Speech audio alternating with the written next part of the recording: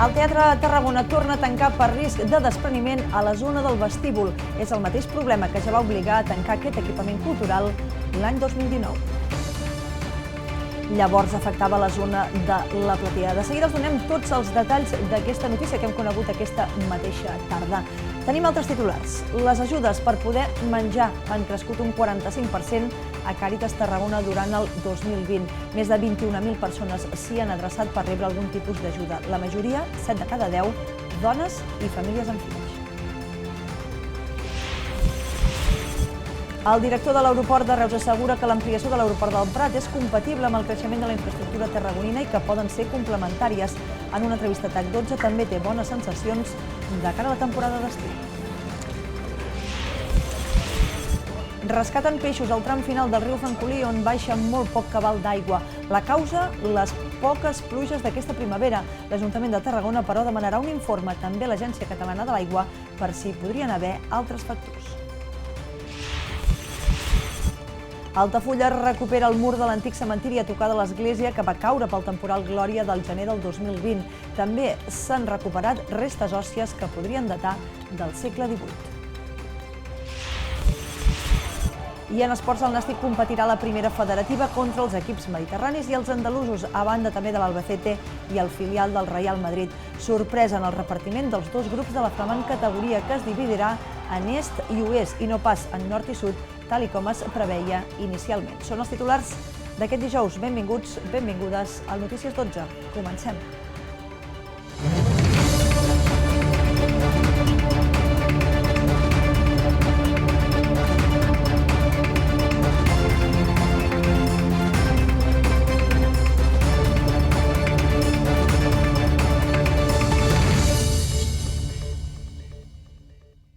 El Teatre Tarragona torna a tancar portes. L'Ajuntament ha pres aquesta decisió de forma immediata i urgent després de detectar el fals sostre del vestíbul i zones comuns, els mateixos problemes que ja van provocar el desprendiment del fals sostre a la platea l'any 2019. Els espectacles que hi havia programats, alguns es reubiquen i altres s'aplacen. La temporada de primavera al Teatre Tarragona s'ha acabat en sec. L'Ajuntament ha decidit suspendre els espectacles programats i tancar de nou l'equipament per precaució després de detectar problemes estructurals al fals sostre del vestíbul i zones de pas. Un estudi ja ha trobat els mateixos defectes de construcció que l'any 2019 haurien provocat el despreniment que va afectar el fals sostre de la platea i que ja va obligar a tancar l'equipament per actuar-hi. Igual que llavors, el consistori exigirà responsabilitats jurídiques a l'empresa i al director de l'obra. En aquest sentit, torno a repetir, no pot ser que un teatre del 2012 estigui en aquestes condicions. Serveis jurídics ja va obrir un expedient i aquest expedient hem incorporat aquesta altra situació i, per tant, alimentem les responsabilitats que es poden derivar d'una nova irregularitat que hem vist als serveis tècnics al vestíbul i a les zones d'accés al vestíbul. La setmana vinent s'iniciaran els tràmits per actuar d'emergència i solucionar el problema. Es farà amb la voluntat de poder reobrir portes a la tardor. De fet, la representació de la trilogia de Shakespeare, programada per aquest cap de setmana, es traslladarà a la tardor. D'altra banda, les obres restants de la mostra Teatre Jove, que s'havien de representar la setmana que ve, es traslladaran al Teatre Metropol. El tancament també afectarà l'entrega dels Premis Ones Mediterrànies, que també viatjarà al Metropol. L'únic acte programat al Tarragona que mantindrà data i emplaçament serà el cicle Tecla Smith, que es representa a la caixa escènica del teatre amb el públic entrant per la part del darrere de l'equipament i que, per tant, no està afectada per aquesta problemàtica.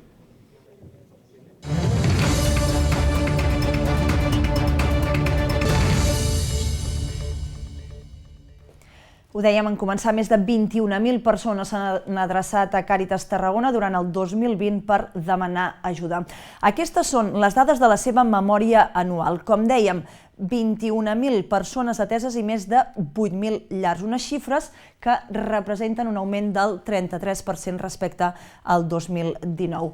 I una altra dada que crida l'atenció. En un any ha crescut un 45% el nombre de persones que s'hi han adreçat per poder cobrir necessitats bàsiques com, per exemple, poder menjar.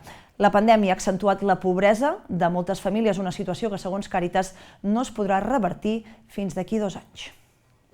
Durant el 2020, Càritas ha atès 8.200 llars tarragonines, que suposa un increment del 30% respecte a l'any anterior. En total, més de 21.000 persones s'hi han beneficiat. Algunes s'hi han trobat de manera sobrevinguda a causa de la pandèmia. De fet, el programa de necessitats bàsiques, com els aliments, ha augmentat la seva activitat fins a un 45% de mitjana i també han incrementat un 50% les persones beneficiades d'ajudes econòmiques. Des de Càritas remarquen aquest augment de les desigualtats a causa de la crisi sanitària i demanen polítiques públiques compromeses en habitatge o en l'àmbit laboral. En aquest any Càritas no ha tancat i ha crescut amb la pandèmia perquè les demandes s'han incrementat i les ajudes també s'han incrementat. Han sigut moltes persones anònimes, empreses, entitats i administracions que hi han contribuït. A la societat civil els demanem que continuïn sent solidaris perquè la Covid no s'ha acabat, perquè els efectes de la Covid duraran, si més no, durant un parell d'anys més. I veurem com la pobresa i la desigualtat va creixent, ha anat creixent, i això encara ho hauríem de revertir. De totes aquestes famílies ateses, la meitat es troben en situació de pobresa severa. Les dones continuen essent les més afectades. Les persones de nacionalitat espanyola, com també els joves extutelats atesos, han augmentat, també les ajudes psicològiques.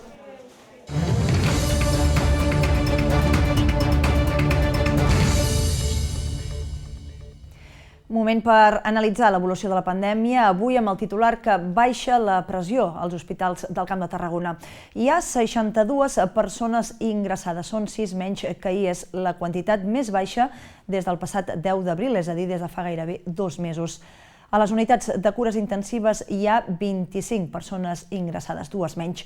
Pel que fa a les víctimes, Salut comunica una defunció més al Camp de Tarragona i ens situem amb 1.122 des de l'esclat de la crisi sanitària. La campanya de vacunació continua avançant a gran velocitat, fins i tot per damunt de la jornada anterior, amb prop de 7.000 inoculacions en 24 hores. La immunitat parcial cobreix el 43,5% de la població vacunable i la total, que inclou les monodosis de Janssen, el 23%. I a Montblanc, a partir d'ara, la vacunació es farà en aquest mòdul que s'ha instal·lat al pati del centre d'atenció primària i no al claustre de Sant Francesc, com es feia fins ara la vacunació. També s'hi atendran les consultes i casos de coronavirus. D'aquesta manera es pot alliberar 2 consultes del CAP que des de fa un any s'han dedicat exclusivament a la pandèmia. A més, es podran fer circuits separats i a l'interior del CAP s'hi atendran les consultes habituals, més enllà de les de la Covid-19. La flexibilització de les restriccions fan que el sector turístic vegi les coses diferents de cara a aquesta temporada d'estiu. Avui hem parlat amb el director de l'aeroport just la setmana en què s'han reprès els vols comercials. Creu que l'ampliació de l'aeroport del Prat és compatible amb el creixement de l'aeroport de Reus, un debat que aquesta setmana s'ha tornat a situar en primera plana. Pel que fa a la previsió de la temporada, diu que és incerta per les limitacions de mobilitat que encara s'arrosseguen, però que sembla que hi ha bones sensacions.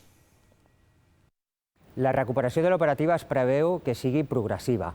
Ben és cert que tant l'interès com les reserves de viatges en fan ser optimistes de cara a aquesta recuperació, però tot està condicionat a l'evolució de la pandèmia. I un dels grans hàndicaps que tenim al sector transport són les restriccions de la mobilitat. Evidentment, si hi ha restriccions a la mobilitat, en el nostre cas internacionals, doncs això afecta directament contra l'operativa de l'aeroport. Totes les mesures que es prenguin en pro de l'aixecament de les restriccions de la mobilitat o agilitzar els tràmits per entrar a qualsevol país estranger seran ben rebudes i molt probablement afectin de manera positiva a recuperar aquesta confiança per tornar a viatjar. AENA té aprovat un pla d'incentius per contribuir a la recuperació de l'activitat amb les companyies aèries, que consisteixen en descomptes en les taxes d'aterrament. És un primer pas per a aquesta diversificació que en qualsevol tipus d'aeroport és imprescindible. Tenir el teu passatger o les teves destinacions diversificades és un valor afegit al respecte de només dedicar-te a un target en concret del passatger. AENA té total confiança en l'aeroport de Reus per al seu valor estratègic i la seva capacitat de desenvolupament i de creixement.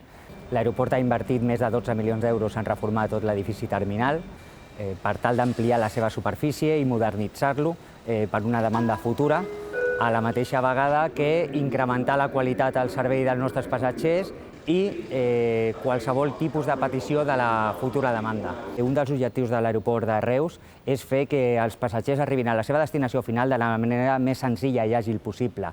Dit això, AENA col·labora activament amb totes les administracions competents en matèria de transport per tal d'avançar amb aquestes connexions intermodals, però són aquestes administracions les que planifiquen i AENA els dona tot el seu suport. Nosaltres considerem que l'aeroport Josep Tarradellas Barcelona-El Prat s'ha de consolidar com un hub intercontinental, no només per al profit de Barcelona, sinó per tot el territori i per tot Catalunya. És una oportunitat única que tenim i és un focus d'atracció de mercats estrangers i de diferents continents que segurament tindrà un impacte molt positiu no només a Barcelona, sinó a l'aeroport de Reus i a tot el territori. És completament compatible amb el desenvolupament de l'aeroport de Reus com a aeroport de referència de vols punt a punt dintre de la nostra destinació. Per tant, no afectaria negativament, tot el contrari, seria un win-win.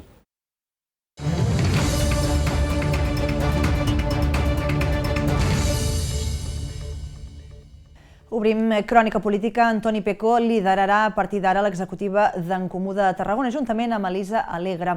Així ho va decidir ahir al vespre l'assemblea del partit. Els dos seran els coordinadors del primer òrgan de govern de la formació a Tarragona, després de posar-se al davant de l'única candidatura que es va sotmetre a votació. L'assemblea també va ratificar Carla Aguilar com a portaveu del grup municipal d'en Comú Podem.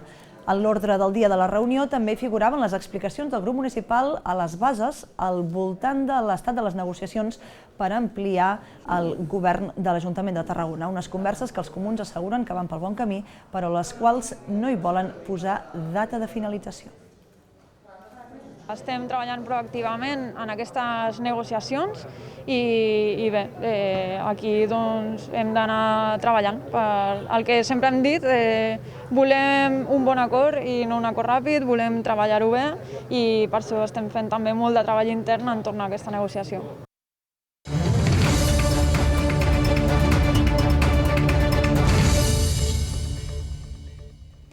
El tram final del riu Francolí, al seu pas per Tarragona, arrossega poca aigua i això fa que molts peixos no puguin sobreviure.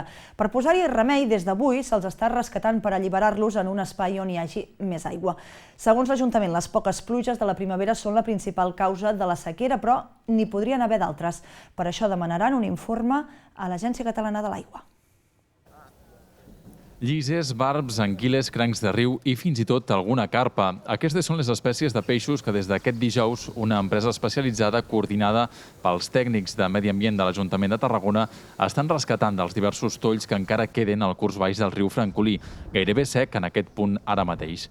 Una captació que es fa a través d'una pesca elèctrica que atordeix els animals i permet poder alliberar-los després més amunt del riu, a la reclosa de Sant Salvador, que garanteix la presència d'aigua tot l'any.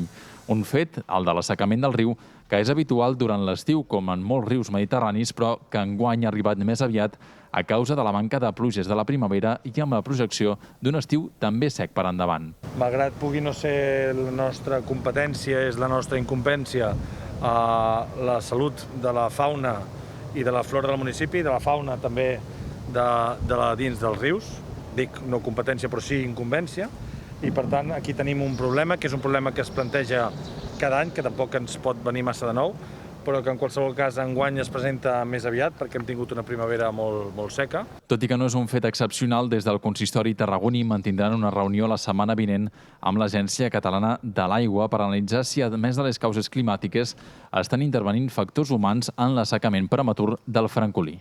Cal veure si hi ha o no algun problema de captacions d'aigua riu amunt que pugui suposar un problema pel cabal. És a dir, cal fer-se la pregunta de si aquesta és una situació que es deu a causes naturals o hi ha intervencions humanes evitables, fins i tot si hi ha intervencions humanes que estiguin fora o al marge de la llei o que siguin il·legals, que estiguin malmetent el cabal del Francolí. Una acció que s'allargarà uns quants dies més i que des de l'àrea de Medi Ambient no es descarte s'hagi de repetir més endavant. Altafulla, el que s'ha recuperat és el mur de l'antic cementiri a tocar de l'església de Sant Martí. Va caure pel temporal Glòria de fa un any i mig. Ara s'ha tornat a aixecar i també s'han recuperat les restes òssies que podrien datar del segle XVIII. Enric Barceló, el mestre d'obra, prepara les últimes pedres que col·locarà el revestiment del nou mur que delimitarà l'antic cementiri de l'església d'Altafulla. L'estructura va cedir durant el temporal Glòria del passat gener de 2020. 160 metres cúbics de runa van caure sobre la via pública. Durant els últims 4 mesos s'ha treballat sobre l'estructura per reforçar-la amb un cos de formigó i recuperar-la mantenint el seu caràcter i respectant els criteris arquitectònics de la vila closa. S'ha muntat un mur armat de formigó i varilles amb una sapata que l'hem tingut que posar part a lo que és el carrer públic, perquè si no els haguessin menjat tot el cementiri, llavors haguessin tingut molts problemes amb els restos dels morts que haguessin pogut sortir. Llavors s'ha forrat amb pedra de fil, que és la pedra d'aquí, treta dels camps, s'ha anat a recollir, i s'ha fet un mur armat de calç i pedra amb dimensions. Però a darrere d'aquest hi ha el gros, que és de formigó. Durant els treballs també hi ha intervingut l'Institut Català d'Arqueologia Clàssica. Aquest es va encarregar de catalogar i recuperar les restes òssies del cementiri del segle XVIII que es van veure afectades també pel desprendiment. No ha estat fàcil perquè en aquest espai s'hi van trobar totes les restes òssies dels altafullencs que havien estat enterrats, perquè això hem de recordar que va ser el primer cementiri. Llavors va haver la intervenció de l'Institut Català d'Arqueologia Clàssica, procedint en el tractament de les restes com correspon. Les obres han costat 80.000 euros que ha finançat l'església de Sant Martí i han comptat també amb la col·laboració de l'Ajuntament, que ja ha pogut reobrir el camí públic que rodeja la parròquia i el castell. I a Altafulla mateix, els alumnes de l'escola d'adults tampoc començaran el nou curs el proper mes de setembre. L'Ajuntament encara espera la resolució judicial del contenciós que arrossega des del 2019 per presumptes irregularitats en els contractes. El retard en la sentència, que acumula denúncies de treballadors, i l'actuació d'ofici de la Seguretat Social ha retardat també el nou procés de selecció del personal que vol engegar el consistori. L'Ajuntament no creu que pugui obrir el servei amb garanties fins l'any que ve, a mitjans de curs. Volíem esperar que hi hagués la sentència judicial per iniciar el procés de licitació. Veient que el procés judicial s'està allargant i que, per tant, un procés de licitació que sol trigar uns quants mesos, no arribarem al setembre, ja veiem que si surt aquest estiu, que és el que sembla la sentència, que llavors començarem el procés de licitació un cop coneguem la sentència judicial, i llavors en aquests terminis que calculem és que a principis de l'any que ve ja puguem tenir aquesta licitació ben feta, amb un concurs, amb un procés transparent i que pugui participar tothom que vulgui, tothom que s'hi vulgui interessar, i aleshores ja poder reiniciar, un cop resolt tot aquest problema judicial que arrosseguem de l'anterior equip de govern, poder recomençar l'activitat de l'escola d'adults. Més qüestions. Els més de 200 comerços presents a l'aplicació Som Comerç TGN tenen des d'aquest mes de juny l'oportunitat d'utilitzar el nou centre comercial virtual que l'aplicatiu posa a la seva disposició. Sota el nom Som Comerç TGN Market, l'app ofereix als comerços un aparador per presentar els seus productes i serveis al públic final i facilitar-ne així la venda online amb els sistemes propis de pagament, enviament i devolució que estableixen els mateixos comerços que es donen d'alta al servei. L'objectiu és crear una botiga a internet amb una plataforma segura, professional i còmoda per treballar tant per als botiguers com per als compradors i apostar així per la digitalització del petit comerç per augmentar la seva competitivitat. Oferim als comerços de Tarragona, sobretot al petit comerç, la possibilitat de fer un pas endavant. Oferim la possibilitat i l'oportunitat de connectar digitalment amb molts més clients i amb el clar objectiu d'arribar a un públic més ampli i facilitant així l'augment de vendes del comerç. Moment ara per fer una breu pausa. Tot seguit temps pels esports per detallar el llistat de rivals del Nàstic la temporada vinent, perquè per fi coneixem com serà el repartiment dels 40 equips participants a la primera federativa, repartits entre est i oest i no pas de nord a sud. Això suposa que, entre d'altres, els grana s'enfrontaran amb els conjunts andalusos. I en temps de cultura farem la prèvia de la gala benèfica de la Fundació Josep Carreras contra la leucèmia que se celebrarà aquest dissabte a Vila-seca. Un esdeveniment que s'havia de fer el novembre passat, però la pandèmia ho va impossibilitar. Dos protagonistes dalt de l'escenari. De seguida els posem nom i cara. Fins ara.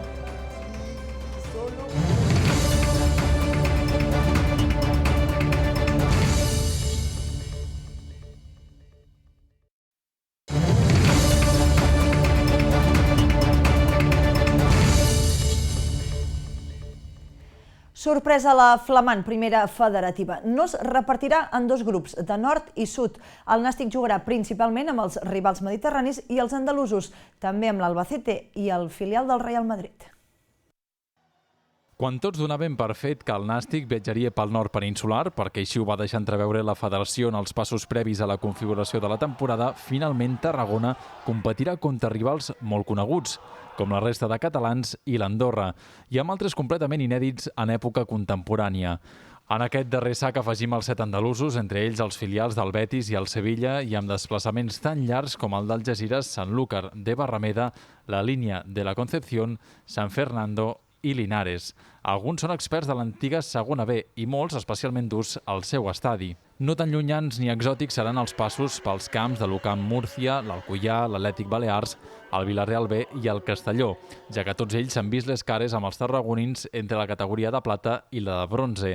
El segon conjunt del Real Madrid Castilla, de Raúl González, i l'Albacete, acabat de baixar, engreixaran el grup 2 del Nàstic, on hi haurà també la resta de veïns habituals, amb el Barça B com a oponent sobre el paper, el més dur.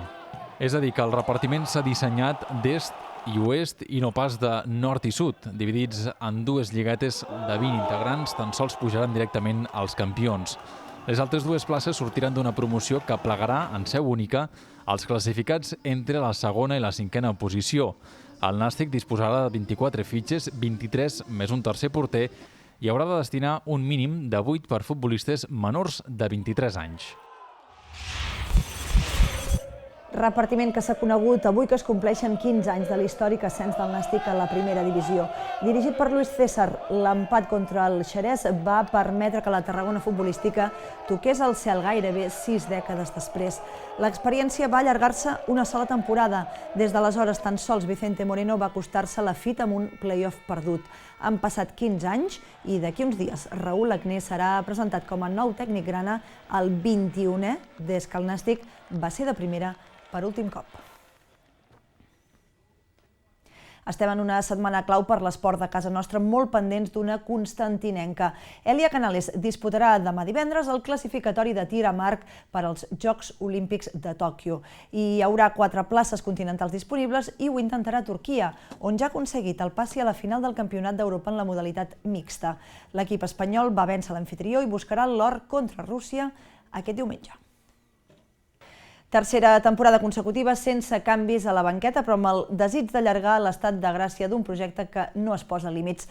Club Bàsquet Valls i Oriol Pozo renoven l'acord un any més després de quedar-se a un sol partit de la fase d'ascens a l'Alep Plata. Optar al play-off dependrà de la composició de la plantilla. Valls no descartarà cap meta, almenys no pas amb Oriol Pozo com a entrenador, però primer caldrà veure quins entren i quins surten. L'equip no ha deixat de créixer des que el jove tècnic tarragoní va arribar al Joan Avellar. Ni Pozo ni el club posaran nom i cognom a l'objectiu del curs vinent. Ningú ho fa a l'EVA, però la bona feina i el prestigi recuperat permeten que l'Alcamp apunti un cop més cap a la part alta.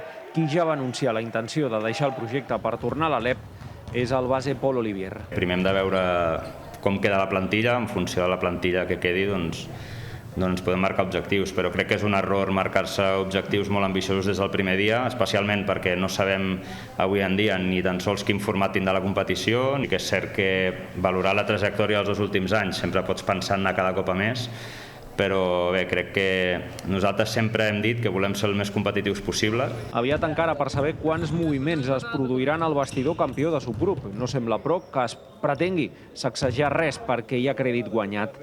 Apostar per Pozo, inèdit a l'EVA al seu dia, va ser un encert i ha col·locat amb força Valls en el mapa il·lustre del bàsquet català. I Valls no rebutjarà en fred cap repte de futur, ni tan sols un possible ascens a l'Alep Plata. Pas a pas, veurem què fem, veurem com sortim, i si el club està preparat per poder anar-hi, no en tingueu cap dubte que el club hi anirà. Part del sènior seguirà exercitant-se en Pozo les pròximes setmanes i amb efectius d'altres equips que allarguen així un curs satisfactori per al Club Bàsquet Valls, eliminat pel Mataró en la ronda anterior, a la fase d'ascens. I a banda de la voluntària de Pol Olivier, la primera baixa del futur Valls és la de l'històric pivot tarragoní JJ Miguel. El club ha informat al jugador de 39 anys que no compta amb ell per la pròxima temporada. Es tanca així la segona etapa de J al Joan Avellar, que va començar el 2016 i amb registres notables fins l'últim dia, el de la derrota contra el Mataró, assumint un rol important des que l'Alt Camp va tornar a l'EVA. De mitjana ha disputat gairebé el 50% dels minuts d'aquesta campanya. Amb més de 2 dècades d'experiència a la primera fila del bàsquet local, l'interior espera alguna oferta que el pugui esperonar. En cas contrari, es retirarà definitivament. Albert, ho dèiem, en un partit llarg, en un partit...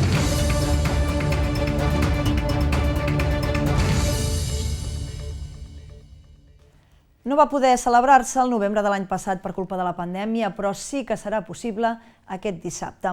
La polifacètica Martirio i el pianista Chano Domínguez protagonitzaran la 19a gala benèfica contra la leucèmia de l'Auditori Josep Carreras de Vila-seca. Les entrades a 20 euros amb 260 seients disponibles. Ara sí, la crisi sanitària no seguirà fent la guitza a la cirereta del pastís musical de Vila-seca des de fa pràcticament 2 dècades. Martirio i Chano Domínguez proposen una actuació especial en record d'Ignacio Villa, conegut internacionalment com Bola de Nieve, un cantant, creador i pianista cubà que va morir ara fa 50 anys.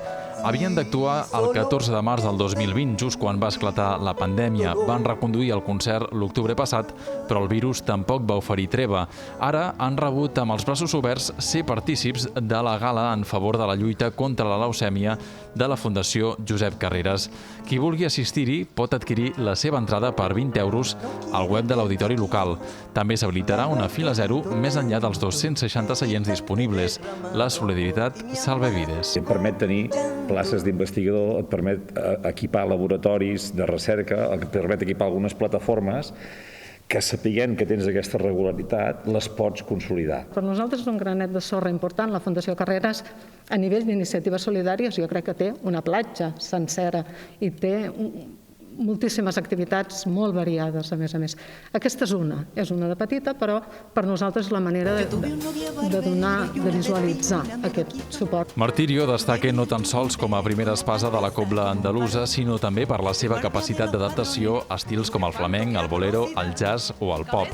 Chano Domínguez és Premi Nacional de les Músiques i Bola de Nieve un mite per al món de la música. Crec que era el nostre deure, el nostre compromís envers la cultura i la música, i crec que en moments de dificultat, com us he dit abans, és on ha d'aflorar aquest ADN que és nuclear. És un ADN en el qual l'Ajuntament i la ciutat de Vila-seca s'hi sent molt interpel·lat. La música és un dels elements que ens defineix com a ciutat. Que la gala benèfica del 2020 se celebri ara, aquest dissabte a les 8 del vespre, no evitarà que a la tardor, com és habitual, es realitzi la que serà ja la 20a edició de la cita musical més solidària de Vila-seca. Doncs cita amb la música i la solidaritat aquest dissabte a Vila-seca. Nosaltres ho deixem aquí, saben que poden continuar informats a través del nostre portal web i també a través de les nostres xarxes socials. Ens retrobem demà a l'hora de sempre, que vagi molt bé. Adéu-siau.